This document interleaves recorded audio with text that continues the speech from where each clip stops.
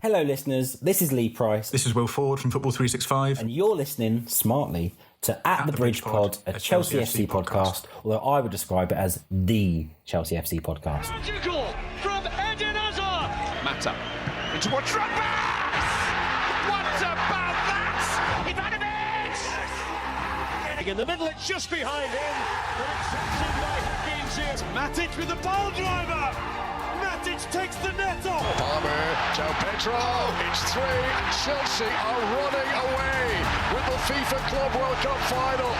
Hat-trick hero, Cole Palmer wins an epic, sensational game. It's time for another episode of At the Bridge Pod, your number one Chelsea FC podcast. Coming up on this episode, High School Musical taught me that we're all in this together.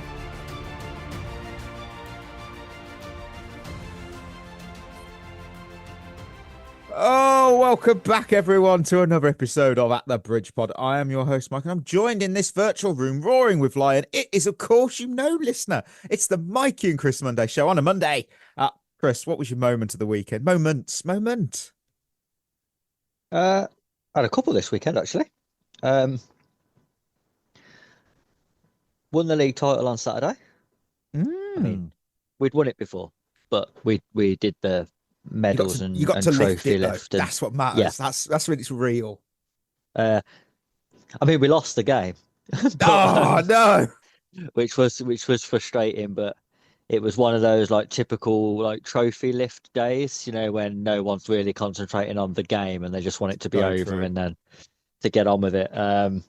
So yeah, the team we was playing was second as well, so they had they came with a point to prove, and fair play to them. They outplayed us on the day, but about 5.5 years now of really hard work went into that. So we've done it with most of the same players that we had in the first couple of years. Nice. And just developed them that way. We haven't cheated our way to it and just signed a load of academy players and gone, oh, look, we won the league. Well, obviously, yeah. No oligarchs back in your team. No. So it felt really good to do it with players who had been there with us since they was 9 years old. So fair play. And then Sunday, we won our first game of 2026, so that was a bonus. Fair play. Wait, I'll tell you what as well. What? 2026? That is this year. What? What's going on there? Yeah. We hadn't won since the Christmas break. Wow. Oh, that's my word. Yeah, I mean we've only played 4 times, but it's Oh, okay. That makes it a little bit one game a month. Yeah, pretty much. Yeah. Bloody hell. But yeah, really good game as well. We won 4-3. Ooh. With 8 minutes to go, we conceded a penalty. Keeper saved it. Oh. And then 4 minutes later, scored the winner with 4 minutes to go. Nice. Really good game. End to end. None of this possession bollocks. Just I love it. I love it. You have an attack, we have an attack. Let's just enjoy the game. And so I had a good weekend overall. Fair play to you. Fair play. And fair play to your teams for just I mean, I've seen that league table you shared with us, and they didn't just win. They absolutely dominated that league. There's a massive point difference. There's a reason you won with games to spare. So yes, yeah, massive congratulations to yourself and of course everyone on that team, because that's an achievement. Amazing achievement. For me, I'm not. Don't worry, listener. Minnesota Seattle was absolutely boring. It was so bad. 0-0, dominated the ball. Possession, yeah, I think Seattle had 70% ish. It was so bad. It weren't a fun game. What was actually? I was racking my brain actually for a moment because I was like, what am I going to choose? And then last night happened. It's not chaperone. It's not. That's a Discord conversation. That is. It's social media in general. Talk sport. A few podcasts today as well. That was not what I expected. They absolutely lost their heads over Ryan Shirky doing a few kick-ups in the League Cup final. Oh my God. Oh my word. I'm so glad you've brought this up. Oh my word. Chris, honestly, there is a bit more. I wouldn't be shocked if he gets a 2-game suspension. I mean, that was in front of the public, general public. There were kids crying. People stormed out. I mean, those were Arsenal fans for other reasons. Look, he didn't commit a crime. Alan Pardew, I know this is the man who danced in an FA Cup final. Just pointing that before I say this. He says it was an insult to the professional game. We had journalists from the Telegraph and others having a go about it. Gary Neville said it was arrogant that his own teammates wouldn't be happy with him. And I just thought, oh, get a life, give over. I absolutely love Ryan Shirky. I don't care that he plays for City. He's everything I want in a footballer. He's got flair. He's got that maverick about it. He's unpredictable. He has me on the edge of my seat because I don't know what he's going to do. And I love that. He did a Rabona assist the other week. I love it. And Chris, you've said it before, especially it feels like some of these pundits want football stripped back to the point it's just boring. Like a bit of safe robotics, score a goal, shake hands, we'll go home, lads. Oh, not for me. I loved it. No. Do you know what? I honestly think this reaction to this moment tells you everything you need to know about where football's gone wrong. Was it arrogant? Yep. Was it showboating? Yep. Was it a problem? Nope. The amount of people I've heard saying things like there is no room for showboating. Yeah, there is. That's exactly it's a perfect place for it, actually.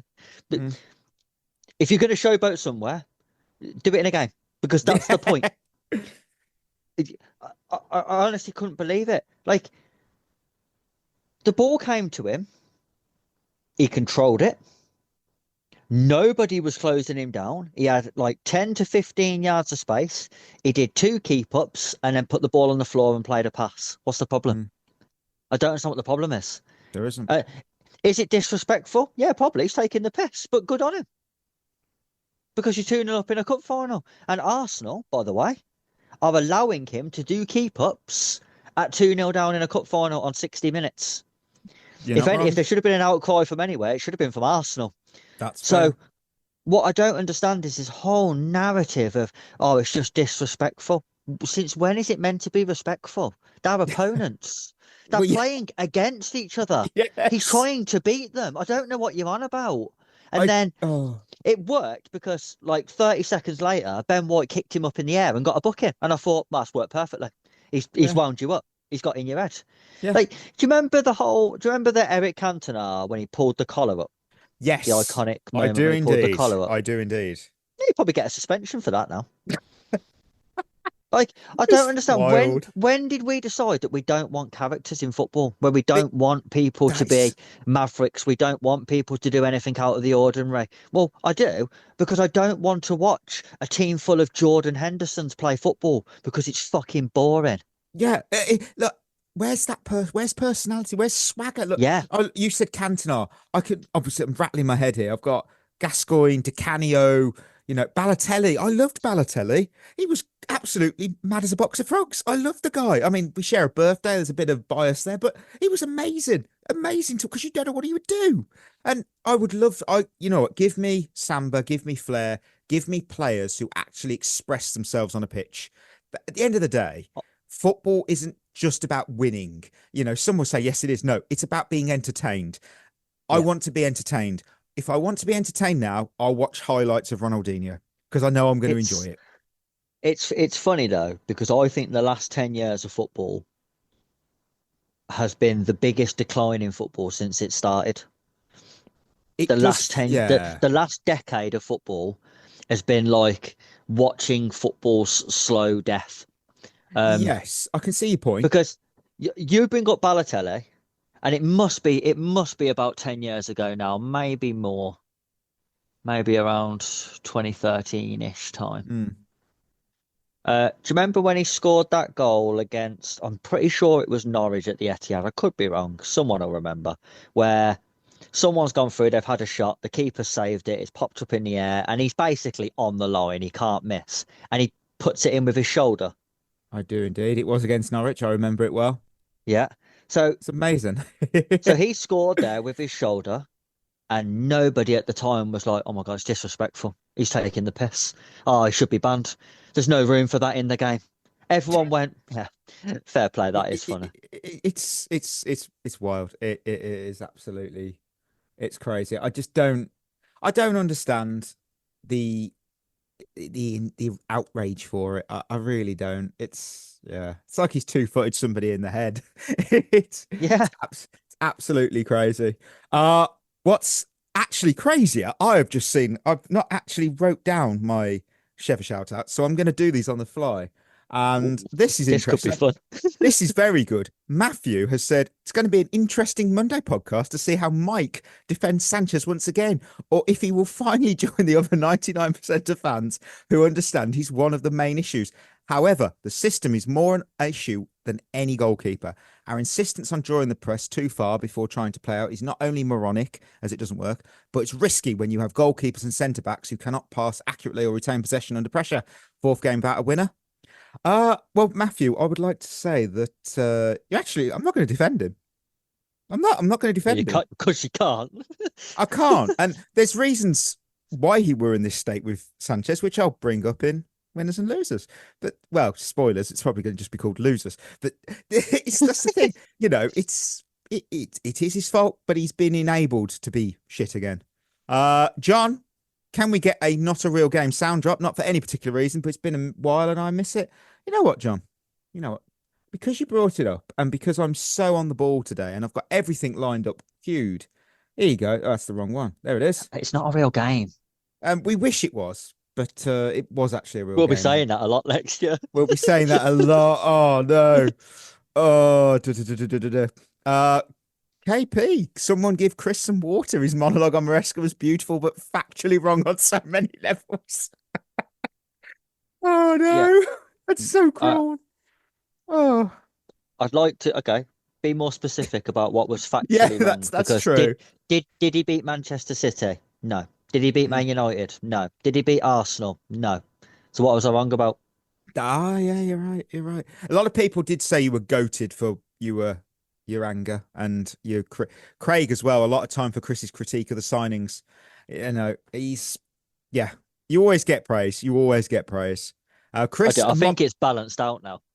Here we are. Molly, Chris describing the Chalobah sprinting forward incident was fucking hilarious and spot on. See?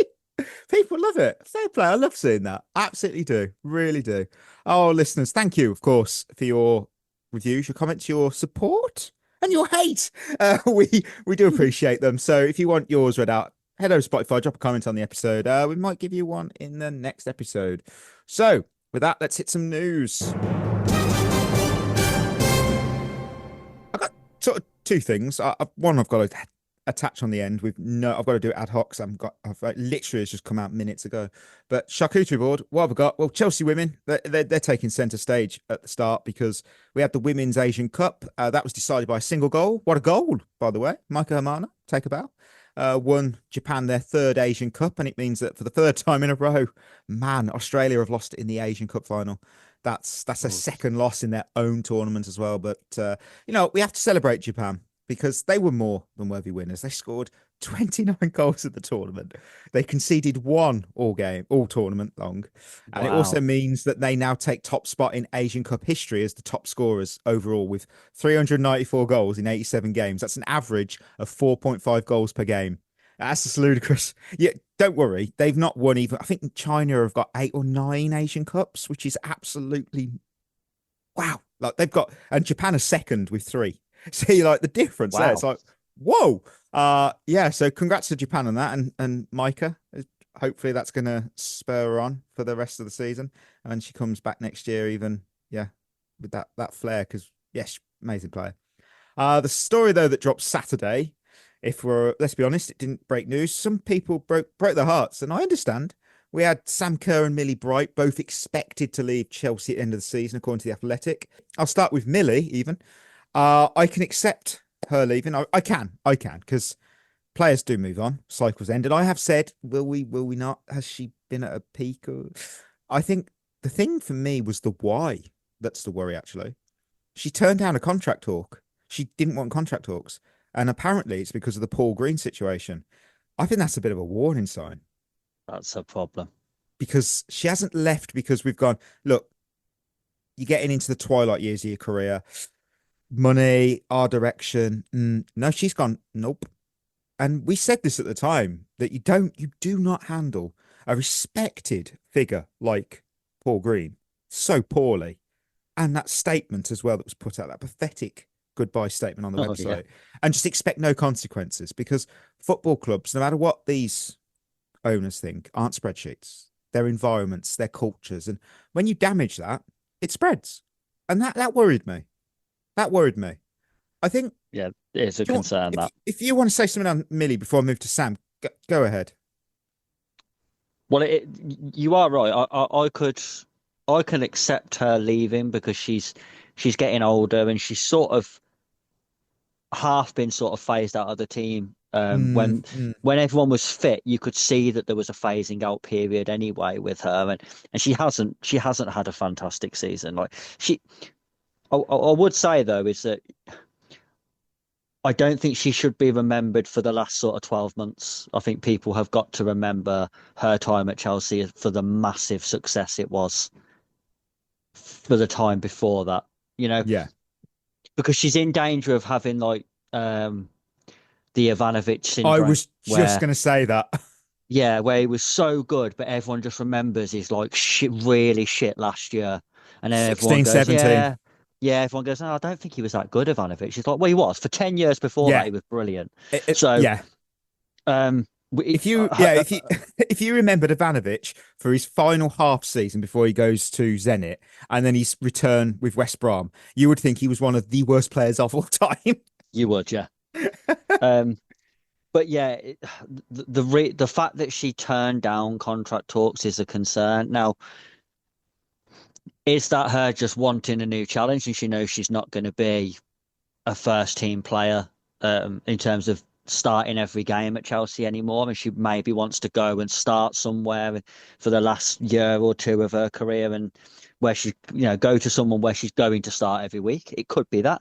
If it is true about the whole Paul Green situation and she is the captain, it's a concern that, because that must be a decision then that's being made in the dressing room. That must have been discussed amongst the players, that they're not happy about how that situation was handled and what this means for the direction of the club. When your captain is turning down talks because they're not happy about something and they're going to leave, players will follow, and that's a real concern. But it's not a surprise because we knew this as soon as Paul Green got sacked.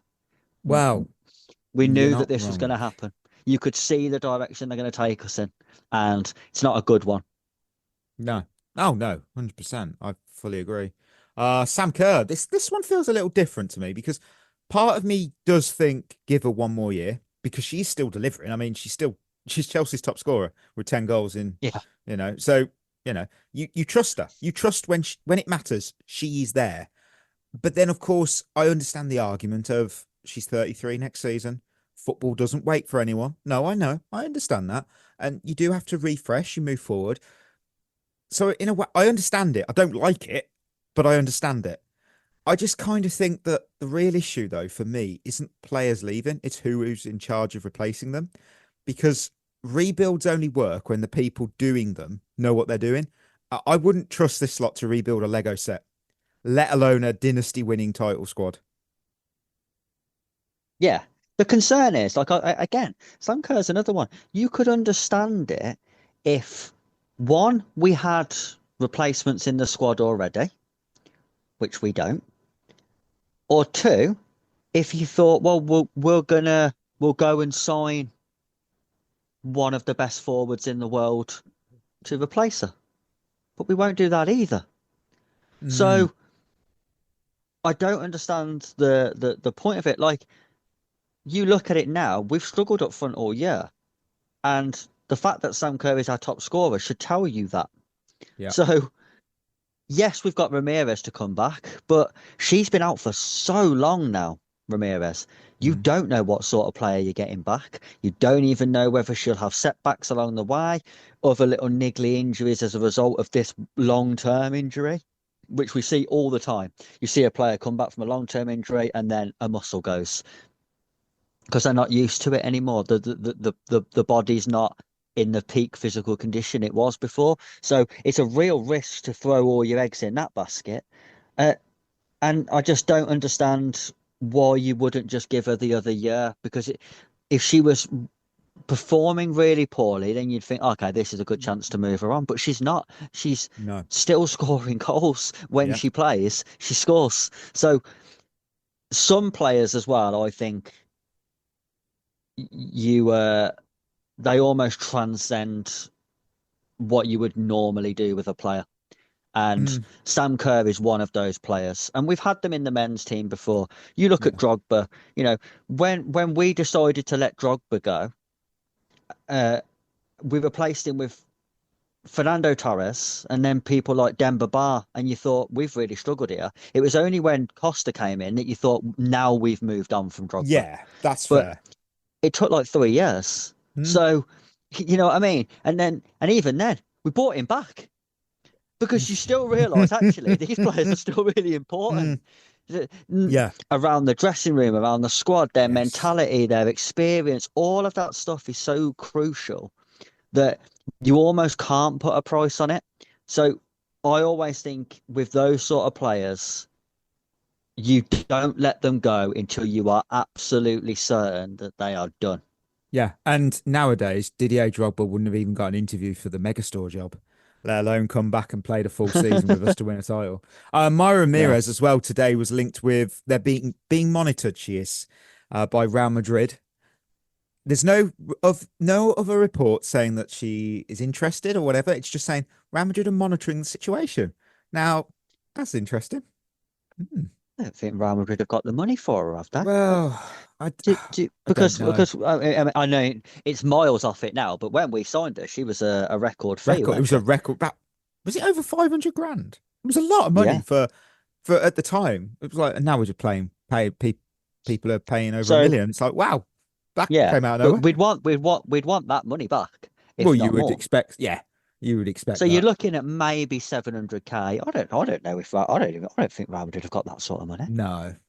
Well, I did say that there was a little news story. Well, we've got our first.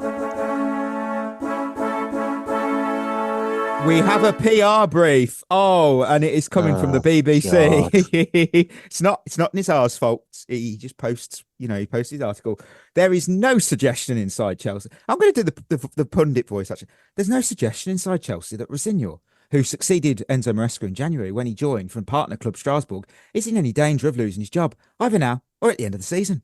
So what I took from that was, that Champions League is a non-negotiable. That was a lie. Yeah, it is negotiable. Doesn't matter. Yeah, mate. Cool. Look. Am I shocked that there's a brief saying that Yes Man is being given an opportunity for the Yes Men who put him there? No, of course I'm not. I'm not. I've given up that. I've given up using logic. So I just follow it, see it.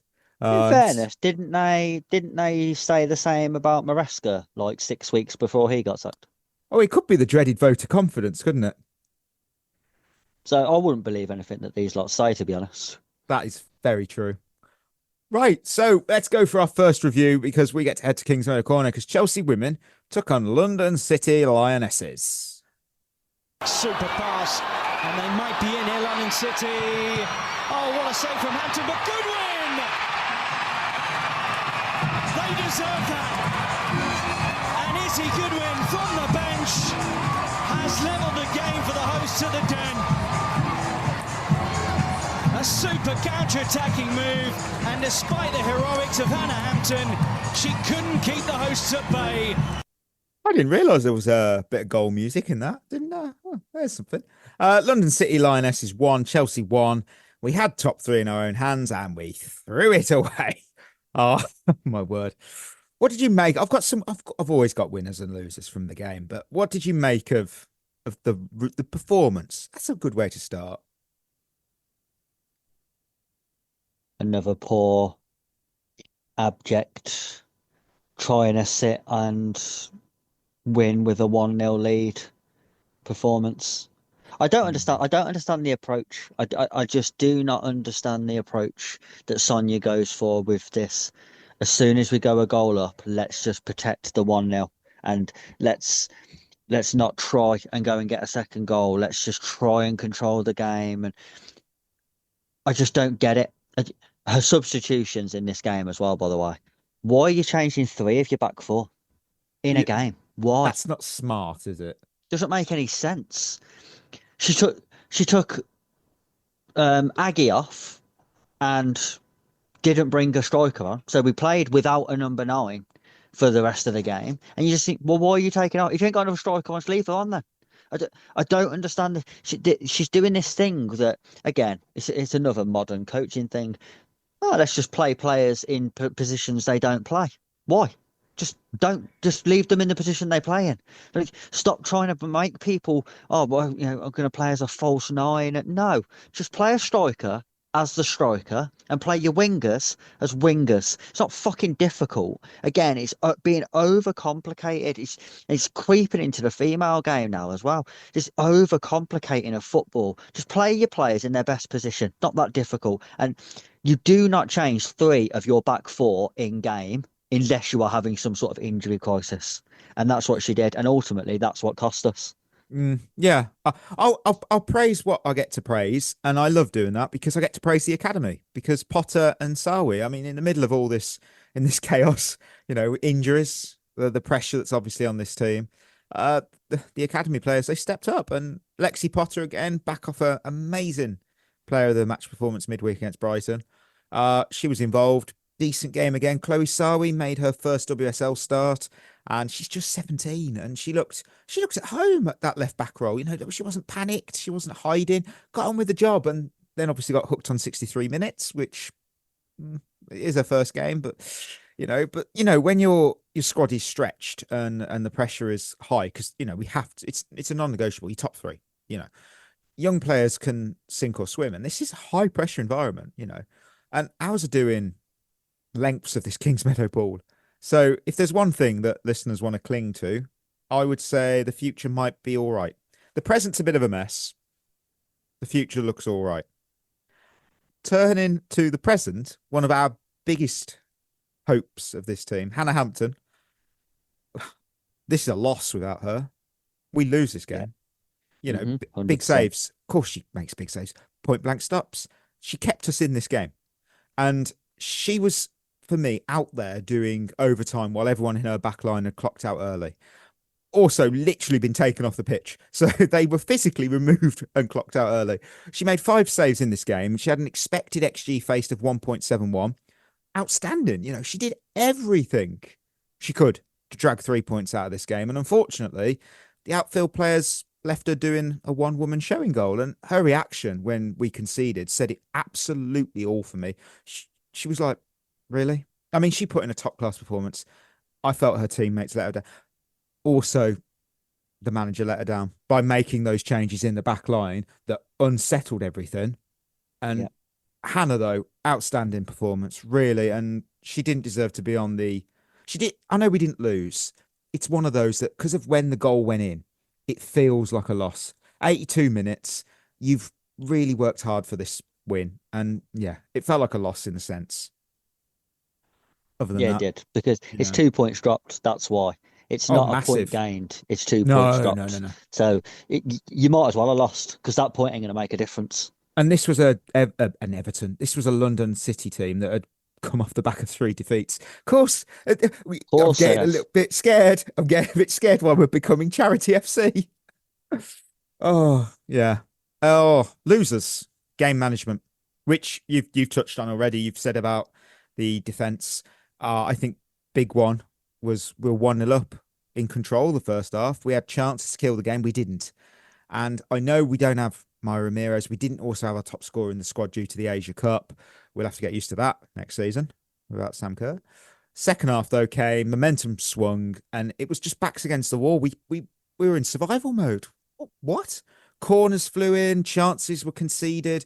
Pressure started to build. And it was, you just knew what was coming for me. I liken it to watching a horror film where you're sort of shouting at the screen, don't go in there. No, don't go in there. And they just walk straight in. And well, what do we expect? And good teams don't just take leads. They manage the game. We used to be great team management in this situation. We were brilliant. in this, it just felt like we were delaying the inevitable. And I don't like that because this team are too good to be that. Yeah, it's weird though because I've always thought that when you look at attacking players, Hmm.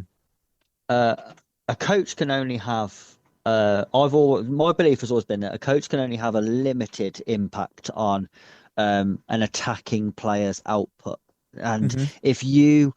if you don't have high quality attackers, it doesn't matter what you do from a coaching perspective. You're never going to get a massive output from average attacking players, and the same goes the other way. If you've got world class attacking players, you could give them to any coach and they'll score goals because it won't matter. I might have to revise that a little, that belief, because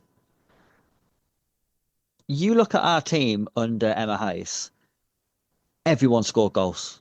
It was a team that would score 5 or 6 goals in a game regularly throughout the season. You'd have at least 4, 5, 6 games even where you're scoring 5 goals or more. Mm. Under Sonia, with the same players, they all look like they've forgot what a goal is. Hmm. So she's had a massive negative impact on those players. They are not scoring at the rate that they was under the previous manager. So it's got to be a tactical thing. It's got to be what you're asking them to do has limited the amount of output they can achieve in a game because it's got to be tactical because either Emma Hayes took average attackers and made them world class, or Sonia's took world class attackers and made them average. Could be that. So it's really difficult. But you look at this team now and you think, if the opposition score past us, I can't see us winning this. Because are we going to score 2 goals? I just don't see it. They look like a team that's only capable of scoring a goal. Yeah, and you know what? My second loser was dropping points. Just dropping points at the worst time because this isn't a draw like you would. It was a bad draw. United win late, Arsenal winning comfortably with games in hand, and we've gone from this is in our hands to we're clinging on to third. Oh, what's that over my shoulder? What's that? We've put ourselves in this situation. That's the reality.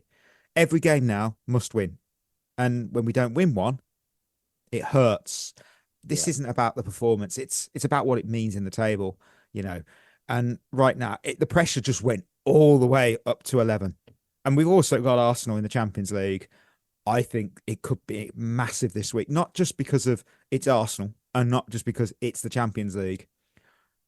You want to see a statement. I was watching Football Focus this week and they were discussing the Women's Champions League saying, you know what, I think Chelsea have got a chance this year. And I'm like, I don't. I can't believe I'm saying that.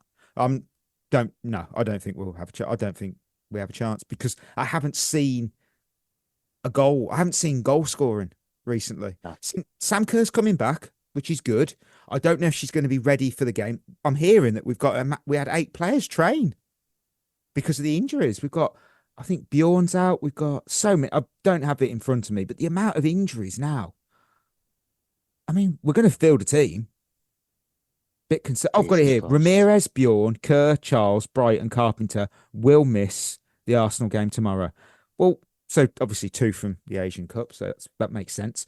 That's massive. That is a lot of players. Yeah, it is when you consider our squad isn't massive to start with. Yeah, Bjorn and Ramirez. Obviously, we expected that because obviously they're going to be out for the season. I think I just don't see Ramirez playing a single game this season. No, she won't. I think that's a shame. Wow, though. Yeah. If we get knocked out by Arsenal from the Champions League, Mm-hmm. do you think Sonia survives that? Yes. 100%, because they've given her a new contract. You're not going to give someone a new contract unless there is a particular clause in said contract that gets you a cheaper buyout and then sack them. I just don't see it. You've got to remember the same people have also given Liam Rosenior a 6-year contract. That's true. This ownership don't know what they're doing. They don't know what No. their left hand's doing whilst Yeah, the exactly. right hand's it. It's Yeah, like, oh, what's going on? See, you were speaking then like there was competent people in charge. I'm so sorry. I don't know what came over me then. I thought we were run properly. No, I have no idea. It's kind of one of those. You look left. Are you going to just check what's going on the right hand side? No, no. Oh, it's burnt down. Oh dear. I've just completely ignored it. Yeah, that's competence is not something we're good at. Because I'm in like a Chelsea women's supporters group on on Facebook, and it's like avid Chelsea women's supporters, and I've got to say that the general consensus towards Sonia is not positive. I would say that if she can unretire and play tomorrow, then it would be better because we're going to need we need every single player possible. Hey, you could do a job. I don't. We need everyone that's possibly available in that team. My word. Oh yeah. Oh dear. Is Karen Carney available? We need everybody. Any old pro, any legend, just come on in. We need the help. Oh, well, we'll see what happens against Arsenal. Is that game though it's not at the Bridge, it is at the Emirates tomorrow, 8 o'clock. So big game. I don't know if there's any injuries for Arsenal. Looking at this predicted team sheet, it looks a very strong team. We have to have something to take back to the Bridge from this first leg. We cannot lose this first leg. No. I'm a little bit scared because they're a good team, you know. So well, they've already beat us this year. Yes, yeah. I'm in danger. Yeah, we'll see. We'll see how it plays. Right, from Kingsmeadow Corner, we have to go to the winners and losers because we headed up north to take on Everton at the Hill Dickinson Stadium. And Njai, defender isolated. What a goal again! An exceptional evening for Everton. And Iliman Njai taking that chance in some fashion. Yes. Everton 3, Chelsea 0. Yeah, we really did. Gave everything in the game. They did. Oh wow, what a game! Oh no! We suck again. To be fair, the suck again part, we just suck. There was no again. Look, more importantly, oh my word, what a shit show. How many have you got? Who have you got? More importantly, how many have you got? I've got 3 and 3. Fair play, sir. I went with 2 and 3, and I just. Who was one of your winners? Well, I've grouped a couple of players together in a pair. Okay. Got to be done. Sort of a player and an aspect of a player. So I've got Palmer's attitude. Okay. And Esteval. Yeah. So I thought Palmer's attitude in this game was the most positive we've seen from him in a while in terms of his enthusiasm for the game. He looked like he wanted to get on the ball. He wanted to make things happen. He was trying. He was working back. He was doing his defensive duties. He was visibly frustrated with the way the team was playing, which showed that he does care. Whereas over the last couple of weeks, I've looked at him and thought, does he even give a fuck? So that was, I thought, a positive. I didn't think he was very good in the game, but his attitude and approach towards the game, I thought, was much more positive than what we have seen from him in recent weeks. And Esteval, I honestly feel sorry for this lad because he came on and within 5 minutes was our best player. You're not wrong. And you look at it and you think, he's... What is he? 8? Is he 18? Yes, because you can't join. Yeah, that's right. Yeah. You can't leave Brazil till you're at least 18. Yeah, this is an 18-year-old kid who's come over from Brazil, and we should not be looking at him as the standard bearer of this team, but he is. He come on, he straight away got on the ball, tried to make things happen, was trying to G the crowd up, was trying to instill some belief in his own teammates. And he's 18, which is an embarrassment to the other people on the pitch, by the way. Honestly, for his sake, he can't be with us for more than another year. He's too good for us. He literally is too good to be involved in this absolute shit show of a football club. That he's Real Madrid bound. There is absolutely no question this lad will end up at Real Madrid one day, because he walks on the pitch, and at 18 in a new league, in a new country, he just looks the part. Yeah, I wouldn't disagree. On that, segue to agents and agencies of Chelsea players, because my word, if you're listening, cancel your summer holiday, scrap that beach, scrap your cocktails. This is the time. You know, you will not be doing any relaxing from May till August, boys and girls. If I am a top level footballer right now at Chelsea, I'm not asking my agent for options. I'm saying exit strategy, full evacuation plan, clipboard out, get me off of the ship. Because being honest, when the house is on fire, you don't redecorate it, you look for the nearest door. This is a so-called project, quote marks, at Chelsea. It's not a project. Wouldn't even get a courtesy mark in a year 7 science class. This is a group assignment where no one did any work, but everyone still wants the credit for it. Look, if there's a lifeboat, you don't ask the questions, you jump. And agents know this. And every exit comes with a nice little, oh, thank you for your service check on the side. Enzo, the talk, is it bullshit? Don't know. There's noise there for a reason. I feel sorry I really do. Liam Delap, Newcastle. That's the point is, I know some people will go, oh, I'm not really caring about him leaving. And I understand that. I would still be concerned that enough players are going, I don't want to be here. It's all right if we want to sell them. That's a different feeling to they want to leave. I notice. I would urge that to listeners and fans who are like, yeah, but we don't want him. No. Doesn't matter. It matters that they want to leave. That's the concern. Who's your second winner? I've got Enzo Maresca supporters. I love it. He's back in. Because they was right. Was Enzo Maresca the problem? Nope, he was not. No. Do I think he was a good coach? No. Did I enjoy the way we played under him? No. Am I still sad that he's gone? Definitely not. But he wasn't the problem. And this just shows it. What I would say to them people is, if you was adamant at the time that Enzo Maresca wasn't the problem, Liam Rosenior meant the problem either.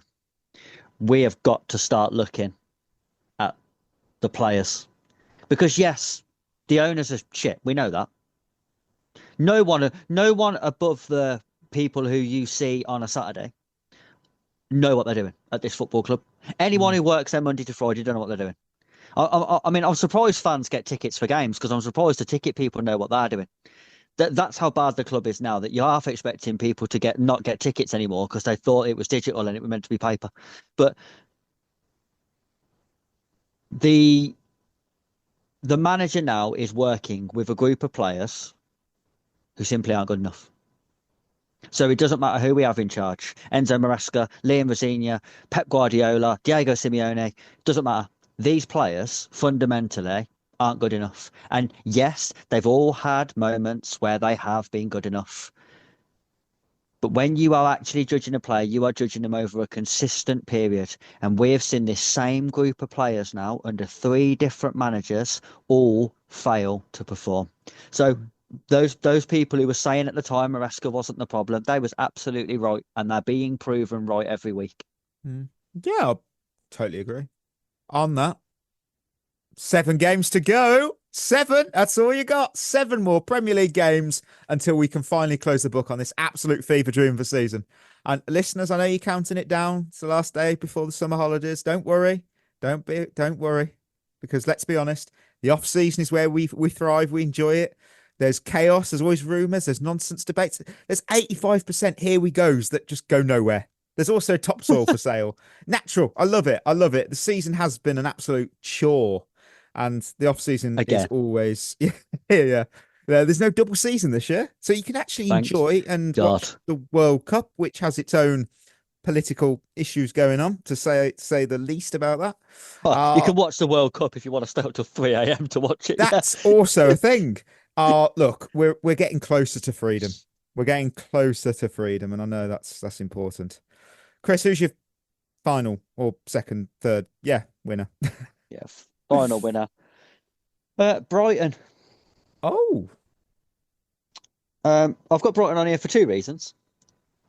One, we absolutely decimated Brighton in terms of players and staff, and completely carbon copied the Brighton model, and have done it so poorly that it's looking increasingly likely that the club who we decimated will finish above us. So they've managed to sell their best players, lose their manager, and lose half of their staff, and still achieve more than we have, which I think is quite incredible from their point of view, that they've managed to sell their best players and just, recruit well by signing other good players and replacing the members of staff with other good members of staff. It's incredible what you can do when you've got someone in charge who knows something about football. It's crazy, because I'm just looking at the fixtures for both us and them. So we next play City, so that's a loss. Brighton play Burnley, so that'll probably be a win. So that puts them on 46 to our 48. We then play Man United. Now we never know. I think that'll be a draw, because it seems to be a very draw game. It's at Old Trafford, isn't it? No, we're at home. We're at home. Yes, because Sanchez got sent off, didn't he? It's at Old Trafford. So I wouldn't be shocked at a draw there. Okay, yeah, 1-1. So it's 49, and then Brighton then play Spurs. So that's easily 3 points in the bag. They've secured those. Those are theirs to keep. So that puts them level with us. And then who do the Brighton play next? At their home ground, Chelsea Football Club. Well, they'll beat us. That's absolutely dead. That's an absolute dead cert. So that's 3 points ahead of us. Yeah, that's and then they've got Newcastle, Wolves, Leeds, and Man United. So anything could happen. Step right up, folks. You never know. We'll go. Fuck it up. Oh, but the second reason why I had them as a winner, by the way. Oh, please. Was I watched the second half of the Brighton Liverpool game on Saturday lunchtime. The most enjoyment I've got from watching a football game in a long time. It was 2 teams who were 1-1, just completely abandoned the let's have possession and control bollocks. And they just went, tell you what, you have an attack, and then we'll go up the other end and have one. And then we'll just do that until someone scores. And the second half of that game was excellent from an entertainment point of view as a neutral. Brighton, to be fair to them, I absolutely loved the way that they played. They played long, they played direct, they got the ball out to the wingers, and every time the ball went out to the winger, they took the fullback on and crossed the ball into the box. It was almost a Premier League throwback. Yeah. Which was actually good to watch. We'd love it. I wouldn't disagree. We'll sign some of their players in the summer probably for huge fees. And they might turn out well, because they usually do, don't they? When we sign after 2 years. After 2 years. So, right, just going straight in. Stats. Back-to-back stats. If stats tell a story, it's a horror film. Sorry, listeners. 31 Premier League games we've played so far. 31 times we've been outrun by the opposition. I had to make sure that the BBC didn't screw this stat up. It is so true. So that's right. Not once. Not once have we outworked the opposition. I mean, that's not a system. That's not even systems. That's effort. That's pride. That's, for me, the bare minimum. And we're not even meeting that. Now, you cannot outrun the opposition 38 out of 38 times in a season. That I understand that. Let's be real. But to have not done it even once. And there are a lot of challenges, let's be honest, with having a team made up of young players. One of the last things I would have expected is a lack of running. And I always make my NFL comparisons. I look at the New York Jets, went the entirety of last season without recording a single interception in the NFL, and they had a defensive head coach. That hadn't happened since 1933. And I just thought that was embarrassing. And the fact that we've got a young team full of young players and they're not running. That's embarrassing. And then there's another stat. We've kept 3 clean sheets in 19 games under Rosenior against Brentford, Paphos, and Hull City. That's not something to be excited about. Chelsea teams of old were known for their people eater defence. You know, you had John Terry, Ricardo Carvalho during the noughties. You had Desai before them. You had Gary Cahill, Ivanovic in the 2010s. You had the Champions League Rolls Royce, Thiago Silva under Tuchel. You had Ron Chopper Harris in the 60s and the 70s. A man whose nickname, we don't have enough of those in football nowadays, nicknames, came from his chopping attackers' legs off in tackles. You know, these were proper defenders. They were terrifying. You know, now we have players like Wesley Fofana, who this season has been at fault for numerous goals. He's shown zero effort in games, and then off the field, he continues to break the law by driving like a total twat and illegally. And I'm still, you know what? I'm still ashamed that our club did fuck all. Correct me if I'm wrong. We did nothing to punish him for those actions off the field. And for me, no. You represent this football club, like it or not, mate. You represent Chelsea. Young people look up to you. Again, you think, well, I'm not a role model. It doesn't matter. You are instantly a role model because you are a footballer. You know, you're in a privileged position, and you reward them. That's what annoyed me. Fofana rewarded them with an arrogant attitude and no accountability, and that's the same arrogance, actually, and lack of accountability that's on display from the top down in our boardroom. So why am I shocked? I should not be shocked. I've got more stats, but I don't know what you think of all that. I've got more stats. The one about being outrun is exactly what I was saying earlier about that's not a manager's problem. That's not a management problem. That's not a coach problem. That's a player's attitude problem. They've got no personal pride, these lot. Yeah, 100%. And the one stat that sums it up, I've brought this up before. I'll bring it up again, which I don't feel. I've not heard this on any other podcast. No pundits brought it up. Only 2 wins against teams 14th or higher at the time we've played them. Aston Villa, Shocking. with no midfield. You can see the weekend. Yeah. They've got John McGinn slowly's coming back, and they look different. That's the thing. Yeah. We beat them. Of course we did. No midfield. And Brentford, who, again, they're British weather in football. You don't know. They're sometimes sunny, sometimes stormy. They lost to, I think they dropped points against Leeds the weekend. What? Yeah. That's the thing. This isn't a dip, though. This is a pattern. And if you keep failing the same test, eventually you just stop blaming the questions and you look in the mirror, because guess what? You're the problem. We are the problem now. Yep. 100%. No more to say. First loser. Rosenior. He's on mine in a sense. Well, he is actually. He's on mine, yeah, I won't lie. He is. I've got other words after it, though. I like it as a guy. Seems like a stand-up guy. Mm. And I think he's a promising young coach. He's out of his depth. He's not ready for this job. It's too big for him. And I think he's lost the players, which isn't hard with these fucking group of fucking nomads. But I don't see a team that's playing for him. And it's not the fact that we've lost 4 games in a row. It's how we've lost those 4 games. There's been no reaction to any of the defeats. We had a good 75 minutes against PSG and then absolutely capitulated in 15 minutes and lost the game 5-2. And you think, right, you want to go and put that right on the weekend. And then we had that absolute dog shit, abject, no passion, no desire, no intensity, 1-0 loss to Newcastle. And you thought, okay, that's disappointing. You've had 2 shit results now. You've had a shit result, and then you've had a really shit result and performance.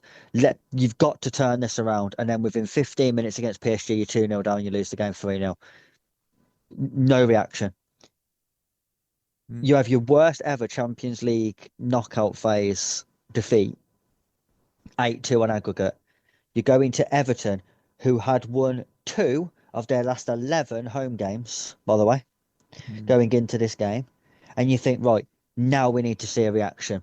Nothing. No reaction whatsoever. Just another abject, low intensity, can't be asked.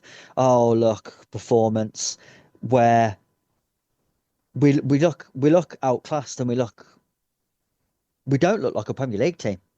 That they absolutely run all over us. And I look at it and I think, you as the manager there, you're getting no reaction. And then he's on here mainly for me because I always think, for the large part, you should defend your players in public, criticise them in private. Agreed. But I think as a manager, they're at the elite level, there becomes a point where your players are letting you and the fans down, and that criticism then has to become public. And I think after losing the 4 games we have in the manner that we have, I think he should have came out and he should have lambasted these players for their performance, their attitude. He's still defending them. And all that makes you look as the manager is weak. Yes, I was going to say that. Yeah, right. It doesn't. These players need a manager who they fear, and he's not that. No, I will put this. I've got Liam Rosenior as encore as a loser for a reason. Watching this, I've said it before. It was like putting a first-year medical student in charge of a triple heart bypass, and then everyone's like, "No, oh no, the patient's died. He's gone. What's happened?" Look, don't get it twisted. You're right. He's out of his depth. He looks out of his depth. And every press conference that pops up, I feel like there's a new meme ready to load that I'm already bored of seeing. It's not even happened yet. But again, who put him there?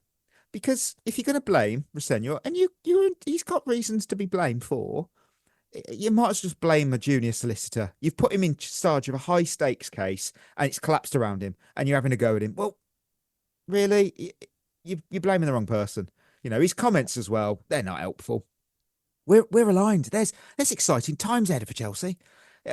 Look, of course you're aligned. Look, but of course he's aligned. He's a yes man in a room full of yes men.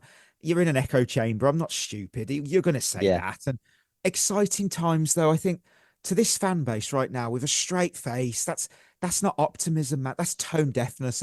It's insulting because like I said, if words were petrol, he could power a small country with the words he comes out. And I do agree with you. I think he has lost that dressing room because the players aren't running. They're not believing. And you can't preach this. They gave everything. The players' numbers say they gave less than everyone else on that pitch every single game. They didn't even change after the changeover from Maresca to Rosenior. And the sad part about this, honestly, this actually might cost him his managerial career, because taking this job right now, you've just volunteered to be captain of the Titanic after you've hit the iceberg. You know, we saw what this club did to Graham Potter. You know, he's a meme, and I understand he's a meme. However, he was a once promising manager. This was a guy who could have been the next England boss. Like he could be the next one. You know, he could supersede Gareth Southgate. And now he's a joke. He's a broken man. He's a laughingstock.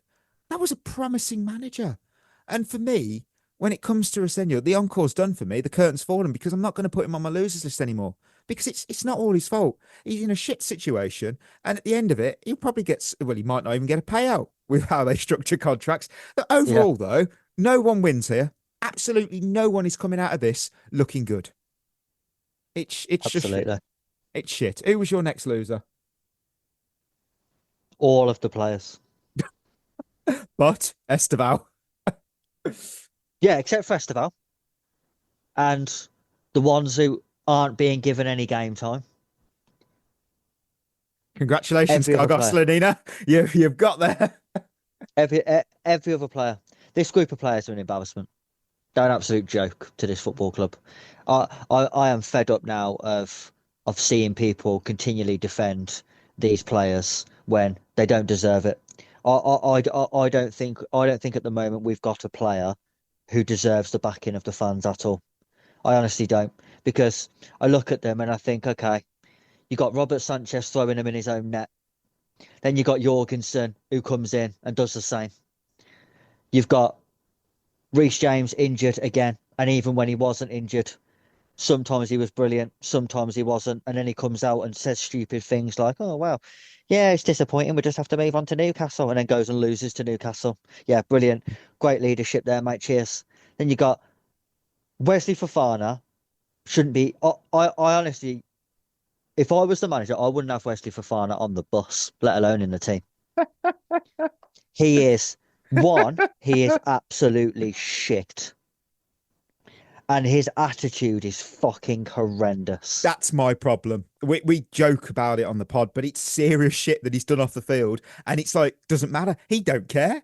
The club don't seem to give a shit. It's just it's so fucking wrong. He doesn't give a fuck. Sitting on the bench the other night laughing when we was losing. That's sums true. him up. He's an absolute twat. So you got Mark Cucurella now. His form fell off a cliff. Caicedo in this game, probably the worst I've ever seen Moises Caicedo play. Didn't look arsed. And all he's done all year really is get booked. Enzo Fernandez, checked out, can't be bothered. Cole Palmer checked out 18 months ago. Couldn't be arsed, started believing his own hype, making logos and shit. João Pedro, purple patch player. Brilliant in the summer, then was shit, then was brilliant. Now he's shit again. Garnacho, more highlights in his hair than in his whole career. Pedro Neto, even Pedro Neto doesn't run anymore. That sums up where this squad is. The only thing he was good at, he don't do that anymore. Trevor Chalobah's still looking for his mum.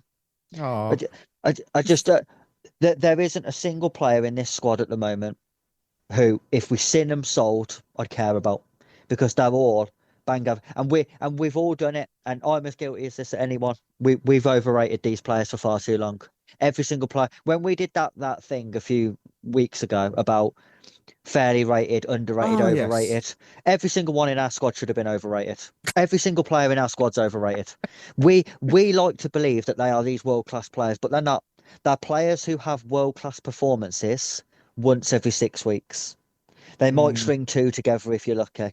But when you look at it, from the minute Pochettino took over, through him, to Enzo Maresca, to now Liam Rosenior, over that 3-year period, they haven't been good enough.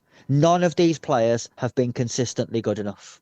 Enzo Fernandez, his form is up and down, like a graph in a fucking year 8 fucking science project.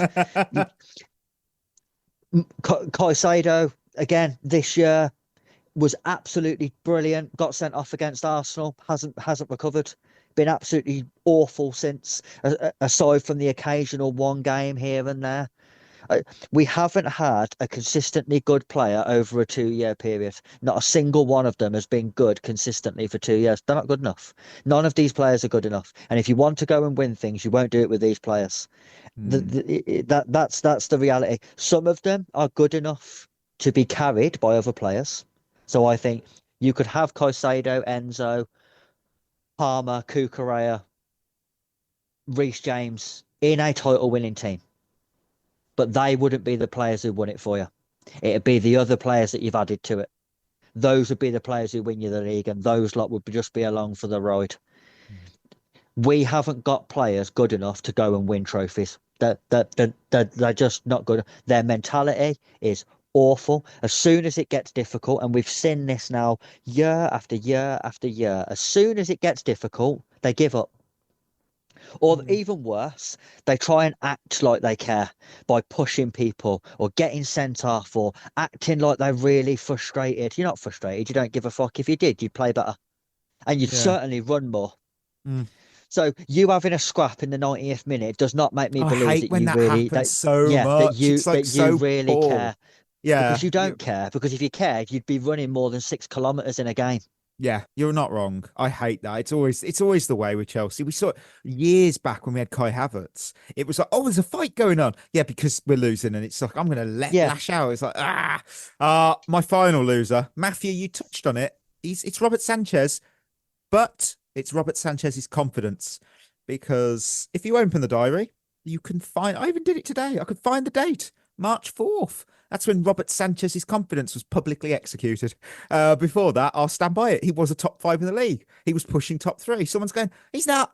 Yes, he is. Since then, since the 4th of March, it's like watching a different keeper entirely. It's the old version we've got now. Clumsy, hesitant, second guessing everything. And the goal he conceded 3. Though the second one, letting it squirm under him, like that one from Beto. It's no excuse. One of the worst mistakes I've seen from a keeper this season. I'm not defending it. I'm not going to give any excuse here. That was really poor. It wasn't a mistake, though. It was not just a mistake. Sorry. It was a goalkeeper who you could see he didn't trust himself anymore. And he was, under Maresca, a solid 2 top-class shot-stop performer. Even this season. And he was, no doubt about it. And only the red card, I feel, against United was the mistake of his season under Maresca, I feel. That was a mistake. Yeah. There was other contributing factors, but that was a mistake. And then, we heard the other week from Rosenior, we've got two starting goalkeepers. No, we ain't got one. None. We got none. We got none.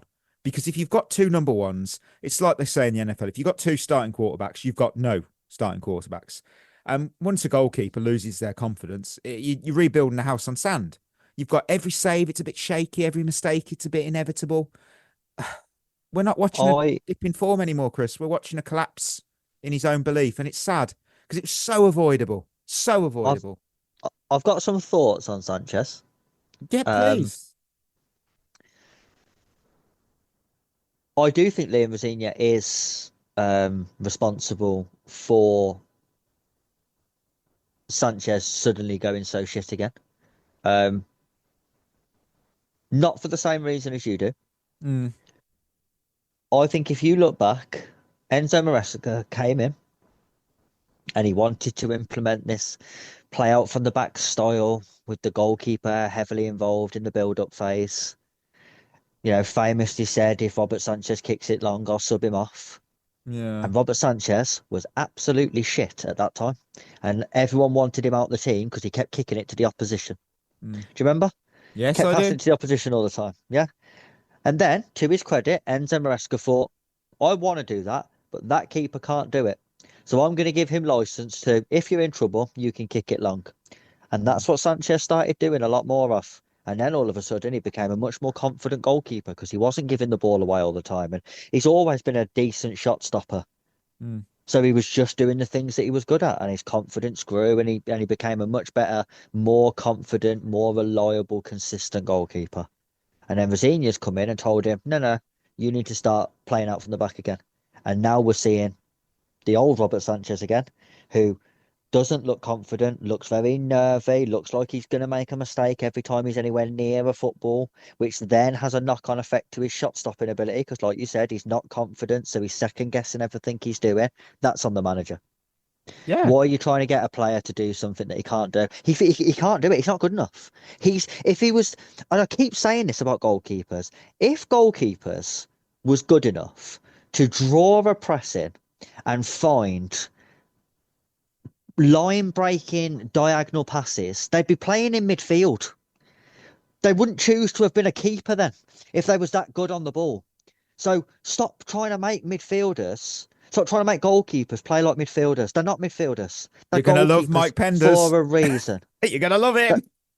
But then I would also say about Robert Sanchez is, yes, he did have that run of form. But for me, he's an Edouard Mendy. He's a bang average keeper who had a good spell of form. But you look at it and you think, that was never going to last. And that's what we've seen.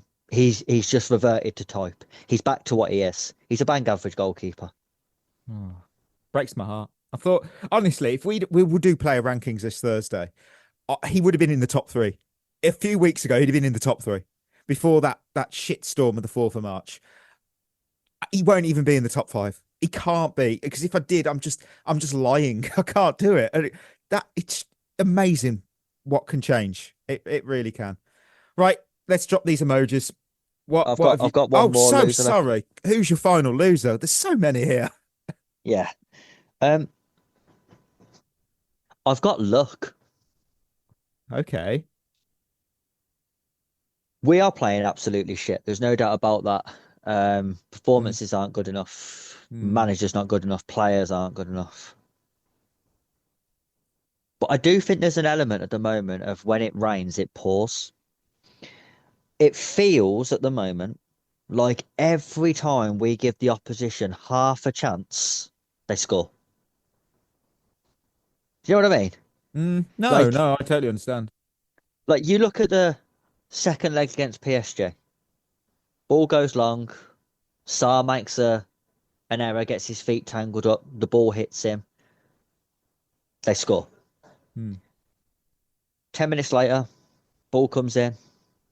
Falls to Barcola, edge of the box. Absolutely lashes one right into the top bin. And you think, fuck's sake, what are we doing? And then in this game, the Enjoy goal. The defending's absolutely woeful. But how often does he bend that in the top bin? 1 in 10.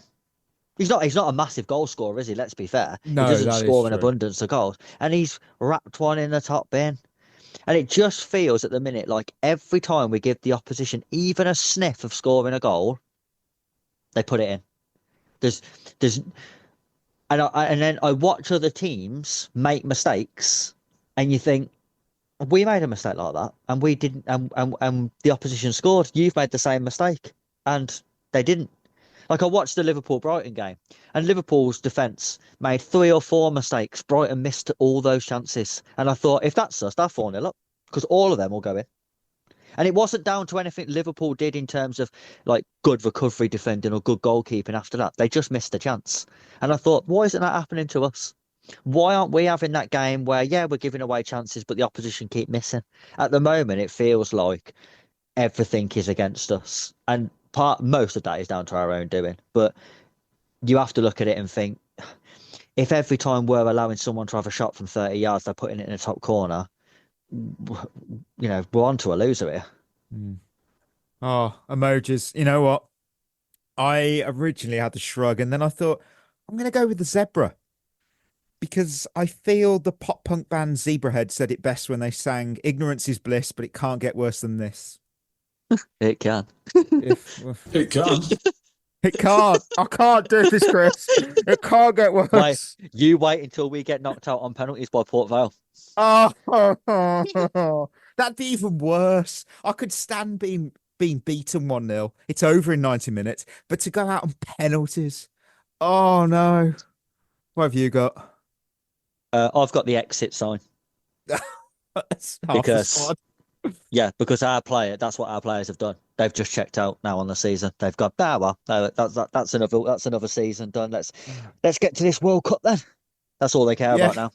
Oh my word, this is terrible. Lion of the week. Oh, that's the wrong thing. I've just went to delete Lion of the week, which is appropriate because we haven't had one. Yeah, might as well. No. Well, Kukurea, I had Enzo. Wheel had Enzo. No, it doesn't matter. No, not again. Oh my god. Oh no. I'll tell you what. Give it to Estevan. Okay. Because he deserves it for his attitude to come on that pitch at 18 and act like he did amongst these so-called senior pros who are an absolute embarrassment to football. He deserves it. Okay. Well, that means that wait, there's no match. Listeners, there's no match preview. We're actually at the international break, which means there's no Chelsea for 2 weeks. Hey! Yeah! We did it! We did it! We did it! We did it, everyone! We got a break. Thank God. Yeah! I'm so happy. We've got a break. Oh, what can we do with these 2 weeks? We can just enjoy life. Go for a walk. We can go for a walk. We can play some paddle. Oh my word! I've never been so. Never. That's where Ollie and Berth are. They're just going for walks, playing paddle every night. They're not worried about Chelsea. No, who needs to worry about Chelsea? International break, which is great for me because I get to. I don't even know who's going to be the starting goalkeeper for Denmark because I don't know. Oh, let's get something more for me. I've never ever been so happy for an international break. I am exactly the same. I can't believe. I mean, we've got content. We've always got content. We've got to rank some of these players up. How are we going to do that? So Esteban suddenly is like, hey, am I number one? You might be. You might be on basis of that game. My word. Oh, dear. Quaresma's questions. I've got Daniel. Will this failure lead the board to hire an actual coach? Don't be silly. Come on. Let's have a serious question here. No, right, and I'll tell you why. Because even if they wanted to, a serious coach wouldn't take this job. I would not disagree there. You're right, because you look around and you go, well, why am I going to sign up to somewhere where I've got to have my hands cuffed behind my back for all of it? I'm not important, am I? You've said that. My position it's that is thing irrelevant as well where you can get away with not having that sort of coach in charge if you've built a really good squad. You look at Real Madrid, they've got Arbeloa in charge. He's not a world-class coach. Have you seen the players they've got? It doesn't fucking matter. No, you're right. You're spot on. NJ Brand, I've always wondered this. Do you think we could swap Pickford? I honestly think that Pickford is put himself in the argument for top 10 Premier League keepers of all time because he's so underrated. It's crazy. Some of the saves he pulls off. I'm like, fuck. Do you know what? I think Jordan Pickford is one of the most underrated goalkeepers in the Premier League. I think he's underrated because people don't like him because he's not the most likable guy. But you judge him as a goalkeeper, I don't think there's many better in the league. He's been consistent now for a number of years. If again, and do you know what? If he wasn't English, people would be losing their fucking mind over him. If he was Spanish or Brazilian, Pickfordinho.